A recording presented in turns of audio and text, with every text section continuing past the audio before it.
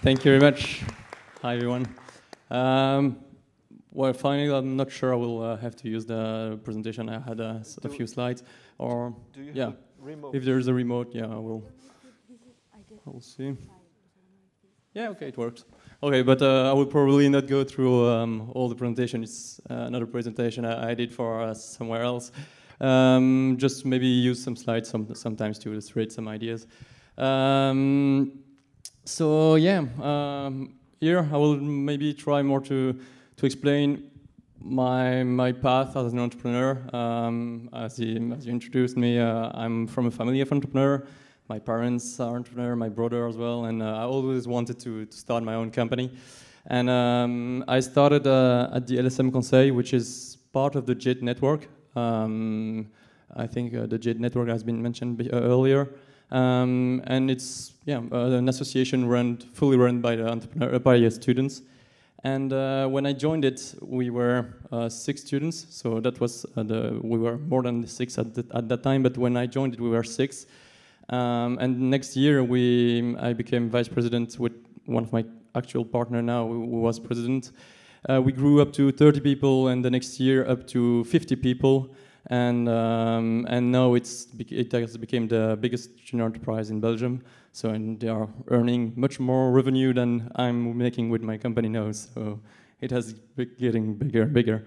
And then, well, that's where I found my current partner. We like to work together, and I still really wanted to start my company. So I joined here at university in Louvain-la-Neuve in Belgium, a master in entrepreneurship called CPME or whatever. That was the team for the master thesis, and the master thesis actually was about creating a business plan and to start a company. Well, at the end, we presented the master thesis and decided if we wanted to start a company or not. And we had to participate to some contest and talk to people, and we really didn't want to do it because we thought we had a great idea, and we had a lot of ideas. So earlier, a lot of people said, okay, I had no idea and stuff like that. Personally, I had a lot of ideas, but I discovered finally that an idea doesn't worth anything to me. I think you can have a lot of different ideas, but it's all about execution and the team behind it, which is important. So we've been to the first contest. We didn't want to go there, but we had to for master thesis. When we've been there, we thought we had a great idea, and that if we talk about that, other people will just steal our idea. And we talked to professionals, and they just kicked our ass, and we were just okay. That's a bit how I felt after the contest. I think they explained us why it won't work, because they were professional in the sector, and we were just young students, and really we thought we had this idea, but it wasn't the case. And so we shifted our idea. We discovered that there were other needs. And for instance, there were a lot of people were struggling to find a babysitter, or people didn't know how to assemble IKEA furniture and whatever. And so we discovered that there were a lot of small tasks and jobs from your daily life where you don't exactly know how to do it by yourself. You don't know who you can ask for, or you don't have the time to do it. And so that's why we created our company called List Minutes, which is a platform where we connect people and we allow people to outsource all their daily tasks to people nearby. And that's something quite important. I think, well, it has been mentioned earlier by you, I think. It's all about a massive failure, and I think massive failure, I call massive failure pivot, and I would say with your band, for instance, it seems like a massive failure, but to you, I think it's more about you learned a lot from that, and it's more about, okay, I learned from it, and I will change my probably not your vision, but just switch a bit your project and learn from it and improve yourself. And so pivoting is something really, as an entrepreneur, I feel that I'm pivoting all the time, every day. I fail all the time, and then I try to improve myself. And then we've been to other contests and to talk to people, and we've won a lot of them, which was great, actually. We even, like you see here, we've been like second Young Walloon Entrepreneur of the Year in Belgium. As you see, like Belgium is a really small country. There's the Flanders and Wallonia, so Wallonia is even smaller. We don't have a lot of entrepreneurs, even less young entrepreneurs, so it wasn't quite difficult to achieve that. But what I want to say here is really all the contests that we've won, that was great, and it's always funny. But where we learned the most is when we lost some contests, because that's where we got really interesting feedbacks and challenges and stuff like that. And then we've been broadcasted, well, we had a lot of press. We've been broadcasted on TV. Last time we've been broadcasted on national TV in Belgium was next, previous weekend. So we are young, and that's a big advantage, I think. Since there are not a lot of people who want to start a company, the press kind of likes it, and so they're talking about that, and that was really great for us. So it offers you a great visibility and stuff like that. But on the other way, as you may have imagined when I explain what we do with List Minutes, it's like we connect to peer-to-peer economy, all those things with the sharing economy, with Uber and Airbnb and stuff like that. We have had a lot of troubles regarding the law, especially in Belgium. If you want to start a project, go ahead. But if it's in the labor law, if it's touchy with the labor law in Belgium, really, you have to think twice about that. Because the day after our first TV broadcast, I got a call from the Belgian government saying, "Okay, you have to shut down the platform."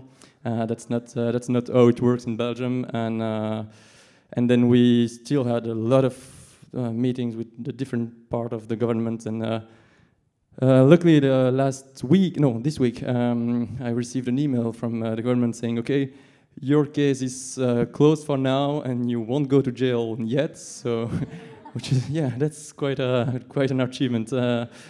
So you have time until next year, because then there's another tax declaration next year. So yeah, exactly. But we will. There are a lot of troubles regarding the tax and the social law as well, and we are really focusing on a really touchy point in Belgium. But still, it's really complicated, and I would just explain that later. But it's really like a roller coaster. You know, you have the TV broadcast. Okay, it brings a lot of people to your platform. And then the platform shut down because there were too many people, and then you could have got a phone call from the government. And, "Oh, come on, please, can I enjoy it a little bit, please?" But, and some other point mentioned by Luca, I think at the beginning, was okay. No, that was something else. We had another pivot and whatever, and it's not about money, but still, money is quite important because you have to survive. We were working for the company for 18 months without being paid. So that's also a big advantage of starting young, because you can live in a really small place or even at your parents' place, and so earning no money. But we finally had to have some money to develop the project. And so I was in charge of finding investors, so I went to Paris, which was horrible.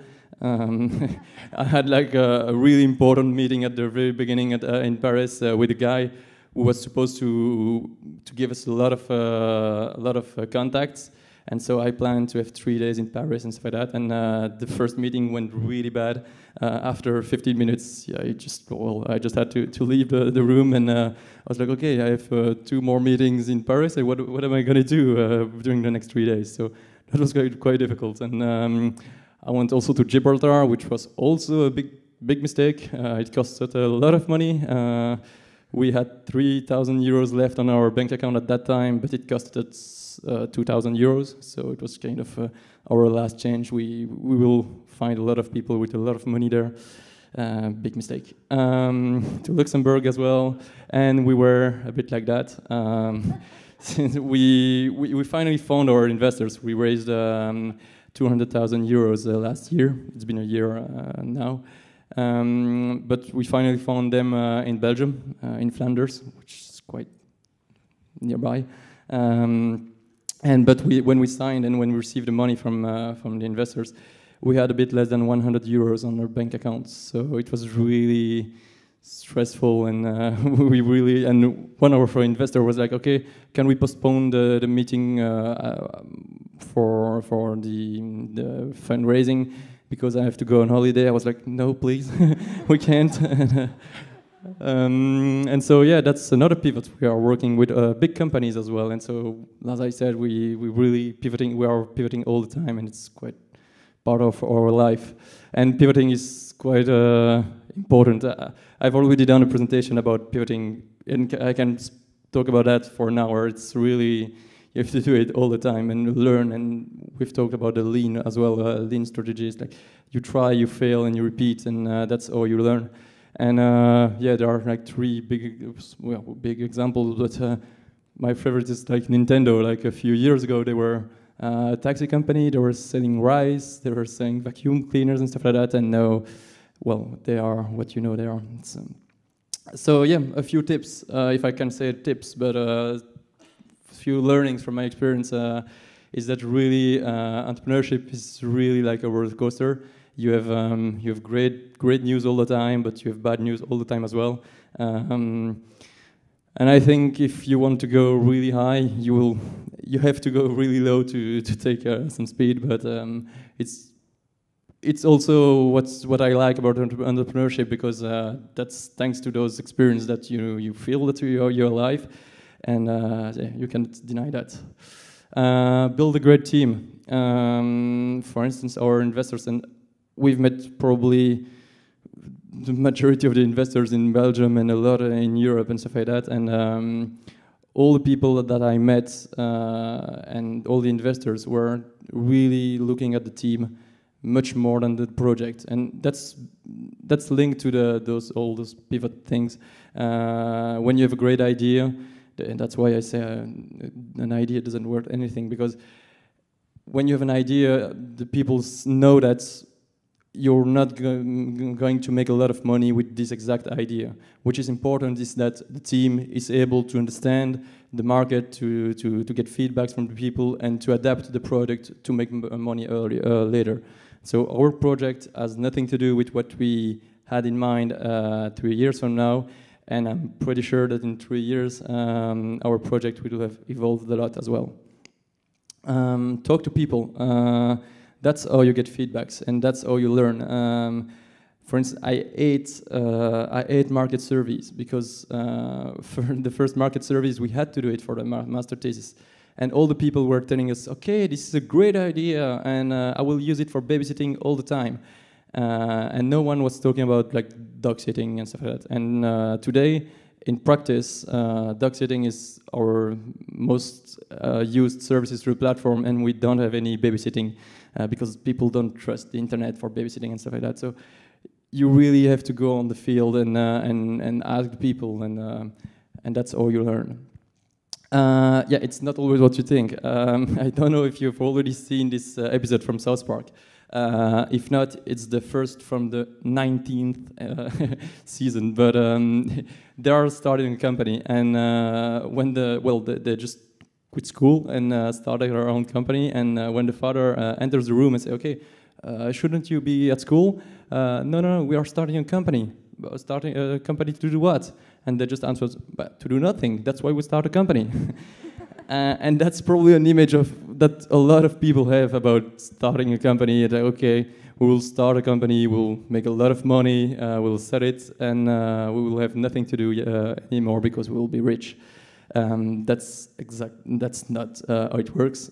Hopefully, maybe we'll earn a lot of money. But even if we fail, we will pivot another time, and we will have learned a lot, and probably much more than if we were working in another company or I don't know, maybe studying more or whatever. And entrepreneurship is much more like that. And I like this image because it's from an article where they say, okay, entrepreneurship is like a man riding a lion. Everyone look at it saying, okay, wow, this is great what he's doing. And when you're on this lion, we're like, okay, what the fuck I'm doing here? And am I gonna feed this lion? And that's kind of an image that I feel represent entrepreneurship a lot. Yeah, and I have like 2 more small tips, I think. Yeah, we've talked about getting feedbacks from the users, and you've asked a question about that earlier as well.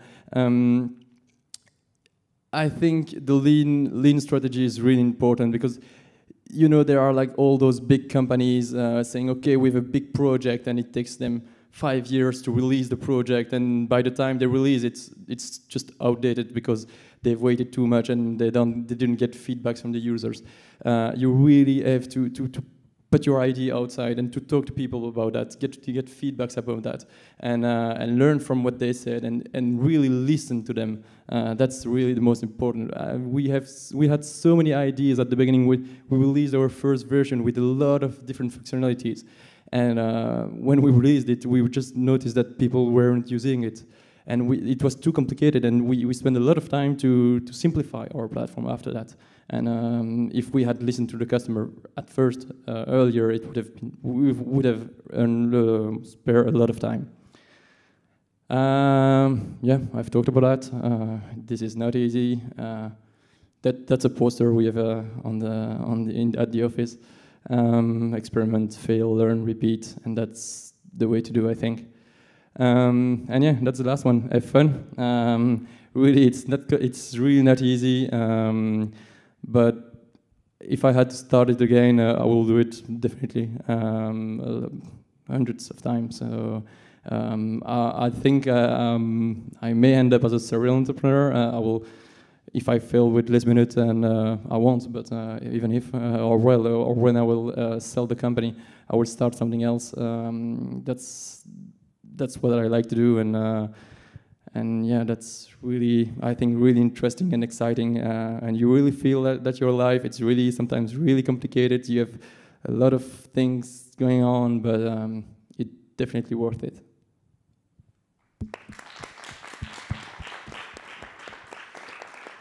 Thank you. I finally used it. But. Thank you, Jonathan. So, any questions? Raluca.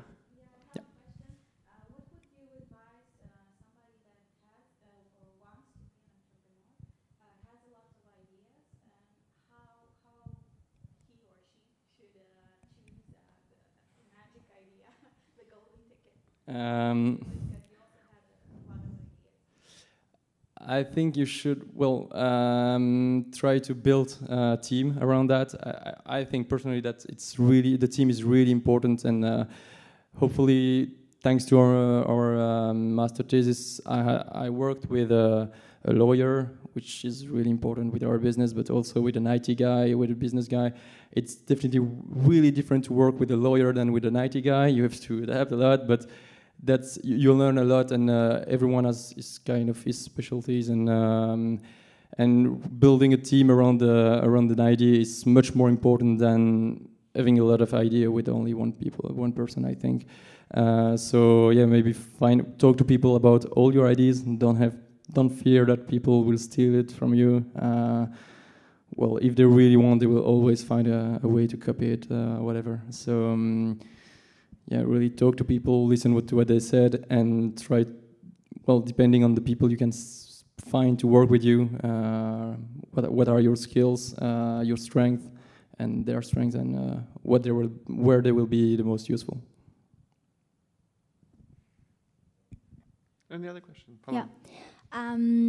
Do you think that like everybody that you start a business with or an idea with, like your team, it is the same to have a team that, for example, partners? How do you choose the team? How do you choose the partners? What is the ideal number of partners you should start a business with? But I don't know, in your view, in your opinion. I'm not sure I'm the right person to answer that. We are a lot in our team. Actually, we created a company with a group after our master thesis, but the lawyer decided to continue his studies in the Netherlands, and then someone else joined. But yeah, like we are 8 shareholders now, amongst which 2 investors. So I think it's a lot. It might be more complicated when we will have to raise money another time. So I don't know if there is an ideal number or whatever, and you have to choose it really carefully. Yeah, it's really not It's really not easy. Working with friends is really complicated as well. And yeah, I speak from my experience. It's really like the guy we met at the Sem Conseil. We started a company together, and sometimes it's really not easy. And for instance, there is one who is not with us anymore since a week. So it's really kind of complicated to work with friends, and you have to count the pros and cons, and to see if you're ready. Because when there's money involved, I think, or when there are when you have different vision about something, it's kind of difficult. So I would say don't work with friends if possible. But no, but well, they are all my friends, and he is still my friend. But it's well, I would prefer to really put it I on the think side. we just will remain silent on this question, it seems, Yeah. because it probably is the difficult one.